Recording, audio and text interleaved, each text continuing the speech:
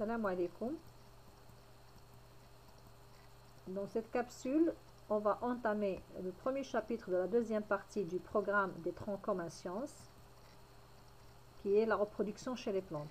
Bien sûr, on ne peut pas tout étudier dans cette capsule. On va voir une petite introduction et puis l'anatomie de la fleur chez les angiospermes. Je commence par un petit rappel. La place des végétaux dans le monde vivant. Nous savons tous, d'après les chapitres précédents, que les végétaux, surtout les végétaux chlorophylliens, occupent une place importante dans le monde et exactement dans les écosystèmes.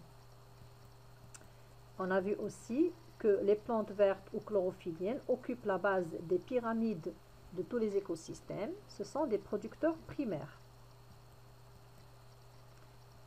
Ce sont des producteurs primaires car grâce à leur chlorophylle et à la lumière qui se transforment en énergie chimique, ils peuvent transformer le CO2, l'eau, les sels minéraux en composés organiques en dégageant un gaz vital qui est l'oxygène. Donc ils transforment la matière minérale en matière organique, c'est ce qu'on appelle la photosynthèse. On sait aussi que les plantes sont des êtres vivants, elles se nourrissent, respirent, se multiplient et meurent. Donc comment se multiplient les plantes? Dans la nature, on trouve des plantes avec des fleurs. On trouve aussi des plantes qui ne possèdent pas de fleurs. Chez les plantes à fleurs, elles produisent des fruits. Dans ces fruits, on trouve des graines. Donc, pour aboutir aux fruits, il y a le phénomène de pollinisation qui précède la fécondation pour obtenir un œuf, ce qui permet à la fleur de se transformer en fruit avec des graines. On sait très bien qu'il y a des plantes qui peuvent naître à partir de germination des graines. Cette graine qui provient elle-même d'une fécondation entre gamètes mâles et femelles.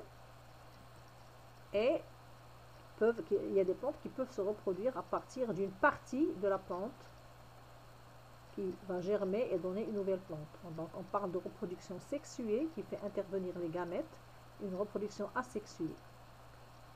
La reproduction asexuée peut se faire à partir de tubercules, comme dans le cas des pommes de terre, qui peut se faire à partir des stolons, des tiges qui prolifèrent et qui donnent de nouvelles plantes, comme le cas du fraisier, bien par le rhizome, une partie de la racine qui va proliférer et donner de nouvelles plantes. Donc une partie de la plante peut donner une nouvelle plante. Donc on parle ici dans ces trois cas de reproduction asexuée. Dans la nature aussi, on trouve des fruits qui sont naturels, ce qu'on appelle bio, et des fruits qui sont OGM, c'est-à-dire génétiquement modifiés. Récapitulons, il y a deux types de plantes, les plantes à fleurs phanérogames et les plantes sans fleurs qu'on appelle cryptogames. Les phanérogames ou bien spermaphytes, du grec phanéros, visible, et gamos, union des sexes, sont des plantes à fleurs et à graines. Les cryptogames sont des plantes à organes de reproduction cachés, ce sont des plantes sans fleurs au sens général. La pollinisation est un processus qui précède la fécondation qui permet la transformation des fleurs en fruits qui contiennent des graines. Il y a deux types de reproduction, la reproduction sexuée, transformation de la graine en plante après fécondation entre gamètes mâles et gamètes femelles, et la reproduction asexuée, multiplication sans graines. Il existe des plantes modifiées génétiquement appelées PGM, plantes génétiquement modifiées, ou OGM, organismes génétiquement modifiés. Donc, comment se fait la reproduction sexuée chez les plantes à fleurs? Comment se fait la reproduction sexuée chez les plantes sans fleurs? Qu'est-ce que la reproduction asexuée? Qu'est-ce qu'un OGM? On commence tout d'abord par la reproduction sexuée chez les plantes à fleurs.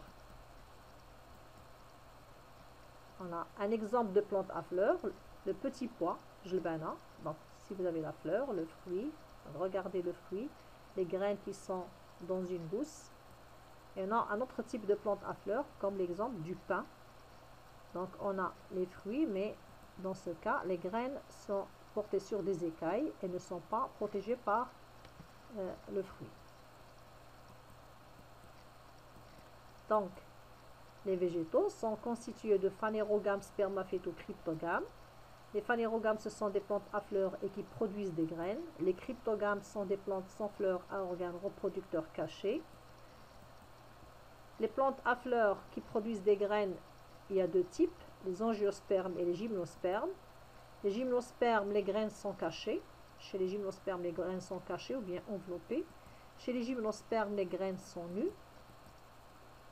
Exemple d'angiosperme, on a le petit pois.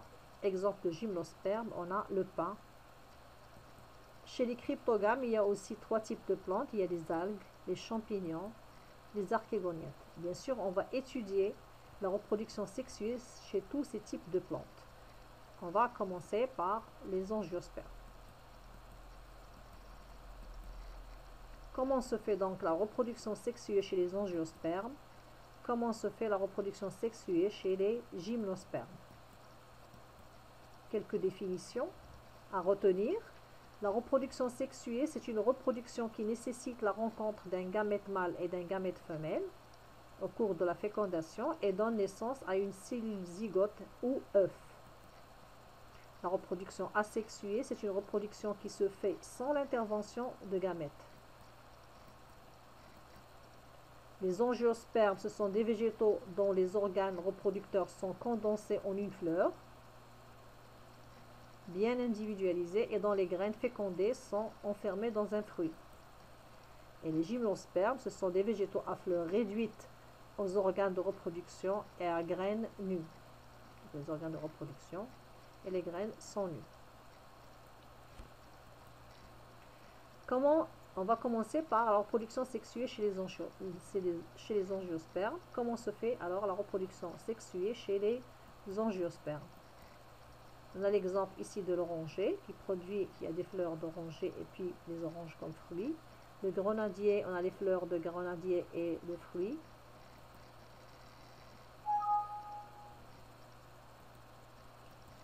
On a ici un fruit avec une graine à l'intérieur. Donc, on rappelle que les fruits des angiospermes contiennent des graines cachées.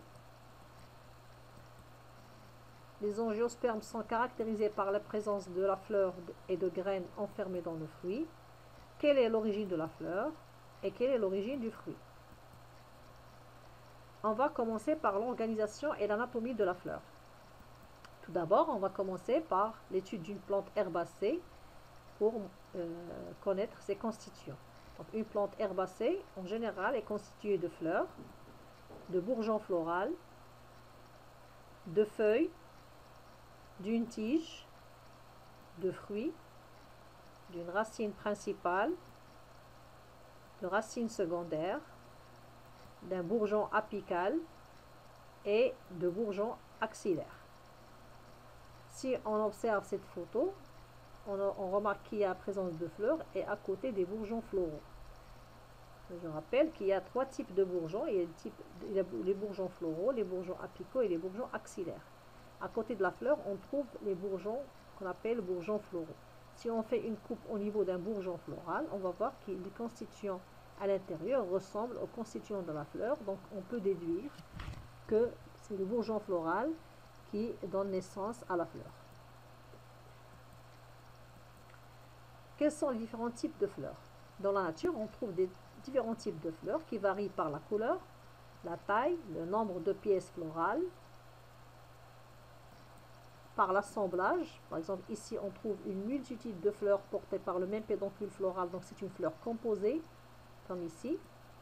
Comme on peut trouver des fleurs simples, avec une seule fleur portée par un pédoncule floral. Il y a aussi, elles peuvent différer par le sexe. Il y a des fleurs femelles, des fleurs mâles et des fleurs qui contiennent les deux organes reproducteurs. Donc, ces fleurs-là, on les appelle des fleurs unisexuées. Et ce type, on l'appelle fleur bisexuée parce qu'il contient les deux types d'organes reproducteurs alors qu'ici, il n'y a que les étamines et là, il n'y a que le pistil. C'est une fleur femelle unisexuée, une fleur mâle unisexuée, et là, une fleur bisexuée. Donc, de quoi est constituée une fleur? En général, une fleur est constituée d'un pédoncule floral qui porte la fleur, sur lequel est fixé un réceptacle floral. Sur ce réceptacle floral sont fixées différentes pièces florales. Parmi ces pièces florales, on trouve les sépales. Les sépales en général sont toujours vertes. On trouve les pétales qui sont colorés. Et on trouve aussi les étamines et le pistil. L'étamine est constituée d'un filet et d'un antère. Le pistil ou gynécée est constitué d'un ovaire qui contient des ovules, d'un style et d'un stigmate. Comment on fait un diagramme floral? Pour réaliser un diagramme floral, on imagine une coupe transversale au niveau de l'ovaire dans une fleur et on symbolise les différents constituants de la fleur de façon concentrique. En commençant au milieu par l'ovaire. Si l'ovaire contient 2 loges seulement, on représente 2 loges qu'on appelle carpelles. On compte le nombre d'étamines et on représente les étamines par un symbole, par exemple le symbole P qui est dirigé vers le centre. Donc on a 6 étamines ici, donc là aussi on a 6 étamines. On représente les pétales symboliquement en respectant le nombre et les sépales aussi symboliquement en respectant le nombre. Et on écrit une légende avec le nom et le nombre de chaque pièce florale. Donc ceci va nous permettre de trouver la formule florale.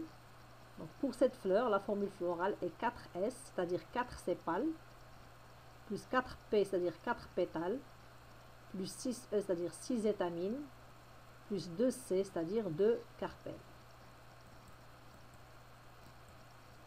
Donc une plante est constituée de différentes parties, racines, tiges, feuilles, fleurs, bourgeons. Les fleurs sont différentes par leur couleur, leur assemblage. On trouve des fleurs simples et des fleurs composées. Le nombre de leurs pièces florales, leur taille, leur sexe. On trouve des fleurs unisexuées ou bisexuées, etc. La fleur est en général composée de pièces florales qu'on appelle sépales, pétales, donc de l'extérieur vers l'intérieur. On a les sépales, les pétales, les étamines et le gynécée ou bien pistil, qui sont insérés sur un réceptacle floral porté à son tour par un pédoncule floral. Donc, quel est le rôle de ces pièces florales? Donc, les sépales constituent ce qu'on appelle le calice, les pétales constituent ce qu'on appelle la corolle. Ils jouent un rôle protecteur. Ils protègent quoi? Ils protègent les autres organes qui sont les étamines qui forment l'androcée et l'ensemble des carpelles qui forment le gynécée. Ce sont des organes reproducteurs. Nous allons voir par la suite comment se forment les gamètes chez les angiospermes et comment se fait la fécondation. À bientôt.